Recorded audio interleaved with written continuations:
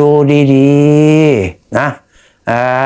ไม่ใช่อยู่ทุ่งมาไปนั่งขี้อยู่จับโทรศัพท์มาก็เขาเม้นด่าเขาอย่างนั้นมันไม่ถูกต้องไม่รู้เรื่องรู้ราวเนาะ มันก็เกิดไปอยู่แล้ว พิสดารมาก เอาจริงๆนะครับ ได้ บางทีเนี่ยโอ้โหไม่เสียเวลาเลยนะนั่งขี้อยู่ในป่าแล้วนะเห็นเขาแบบดูไปด้วยแล้วพิมพ์ไปด้วยด่าคนน่ะ เหมือนผมเลยผมกำลังถ่ายละครก็ด่า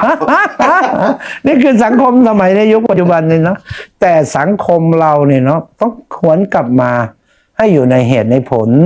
ในความดีงามในคุณธรรมจริยธรรมเนาะเนาะเพราะฉะนั้นนี่คือหน้าที่ของหลวงตาคือ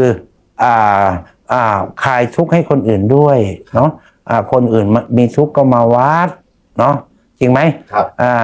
โดยเฉพาะเป็นศาสนาที่ให้โอกาสคนวันนี้หลวงตานำมาเป็นตัวอย่างให้นิดหน่อย ครับ นิดหน่อย ปีเดียวนะ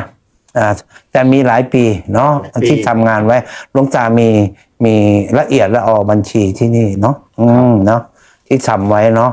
เราเป็นนัก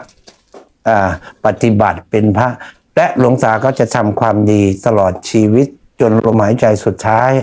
เนาะหวังว่าจะเป็นประโยชน์ชีวิตนี้ขอมอบให้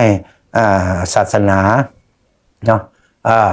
มอบให้ความดีความงามพระพุทธพระธรรมพระสงฆ์แล้วเนาะขอสาธุการแค่นี้ก่อนเนาะ